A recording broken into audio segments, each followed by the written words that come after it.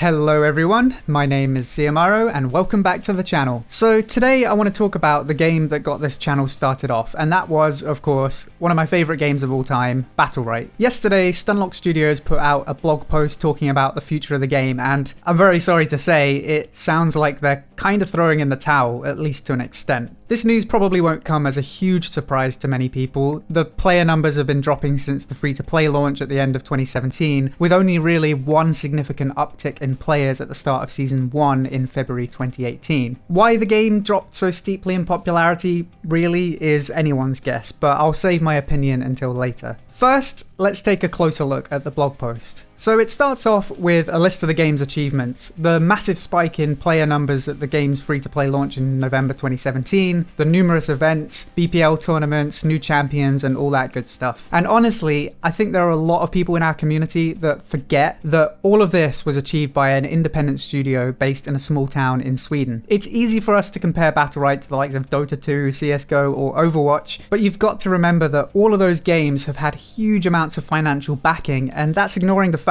that having big names behind you opens a lot of doors in any industry. Stunlock Studios haven't had any of that. The studio was started about 9 years ago by a bunch of students who were just really passionate about making competitive games. And when you consider that, I think what Battlerite has achieved is amazing. The post then goes on to say that with the current state of the player base, Battlerite and Battlerite Royale are no longer sustainable for the studio as main projects. They say they've seen diminishing returns on any gameplay changes they make and marketing campaigns, and they say that while players are willing to try Battlerite and Royale for a while, player retention has always been a sticking point for them. And finally, they say that Battle Season 3 will be the last season, at least for the foreseeable future. They'll announce any potential plans that they might have towards the end of the season, but regardless, the servers will stay online even beyond the end of the season. They also have a section about the changes to Battle Season 3, which includes stuff like removing the armory and overload, increasing the champion level cap, changing casual back to best of 5, and cutting the price of the game in half next week. I'll leave a link to the full blog post down below. And I think it's admirable that they've reversed a bunch of unpopular changes, but today I mainly want to focus on the first part of the post. So personally, I think this is really sad to hear. Battlerite is a game that I've got immense enjoyment out of, and I know a lot of you guys have too. It's what got this channel started, and I never would have met a lot of you if it wasn't for Battlerite. On the other hand, I can really respect Stunlock for making this decision. We can point to any number of mistakes that Stunlock may or may not have made, but ultimately the game is failing, and I think it's smart to just cut your losses, learn from any mistakes made, and move on to the next project. So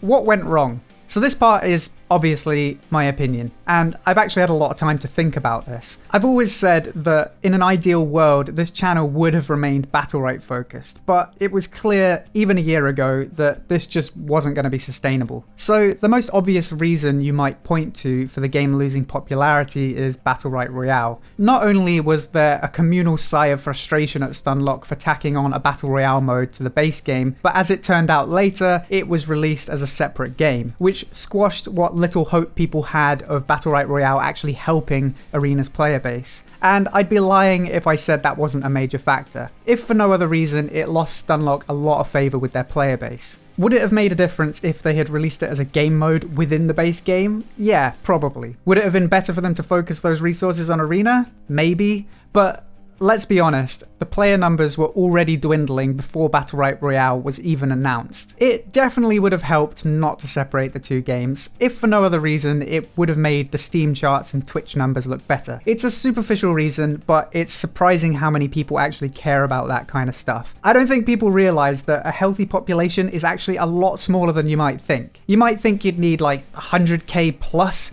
concurrent players to be healthy, but consider this. Vanilla WoW servers were capped at around 2.5k concurrent players. Of course, you'd need to have around 2.5k players from a single region to match a vanilla WoW server, but regardless, Battlerite definitely had that for a long time. Anyway, my point is, a game can sustain itself with a much smaller player base than you might think. The only reason you might want to see a larger player base than that is if A, you're a streamer or YouTuber, or B, you're looking to become a professional esports player. If you're neither of those, then Twitch viewers and Steam charts shouldn't matter to you. As long as you enjoy playing and you get matched into a game in a reasonable time frame, ignore the total number of players. Anyway, that was a bit of a tangent, but it's something that always annoys me about Twitch culture. Heh, dead game.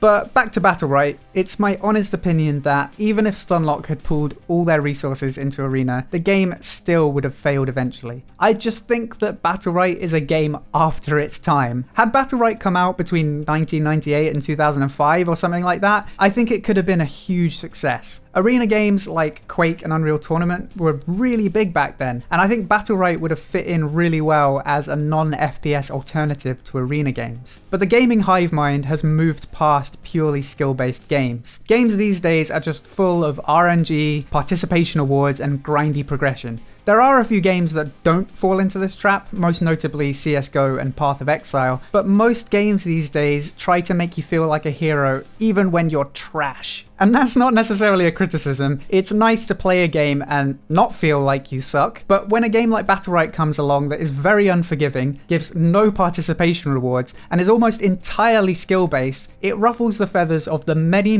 gamers with fragile egos. Of course, I'm not saying this is the only reason Battlerite failed. The endless preseason at the free-to-play launch, the constant pushbacks and eventual cancellation of the in-game tournament system, and the long content drought after the first couple of months all had their part to play. But I just have this gut feeling that Battlerite was never going to be a perfect fit for modern gamers. That raw skill-based action is what made the core player base love it so much, but I think it's also what turned a lot of people away. Stunlock, I think, identified that as a problem and tried to cater to a more casual audience with Battlerite Royale, but unfortunately it turned out to be a compromise that suited nobody. It didn't quite manage to hook in the more casual players, and it lost the trust of some of the core player base. And then, of course, you had the addition of the armory and all that stuff with Battlerite 2.0. So I think Stunlock knew the challenges that Battlerite was facing, but I think it just was never going to work. I think a game like Battlerite or Battlerite Royale could be successful, but I think it would need features that cater to a casual audience baked into its core design philosophy. In any case, it sounds like Stunlock already have another project in the works. Who knows what it will be? Maybe it won't even be an Arena game, but whatever it is, I'll be very interested to try it out. Say what you like about Stunlock, but they really know how to make smooth and balanced gameplay. So I'm sure whatever comes next will be no different. So what do you guys think? What could Stunlock have done differently to make Battlerite successful? Do you think the core design is at fault, or do you think there was a way to make Battlerite more popular without changing its fundamental design? Feel free to add your thoughts down below.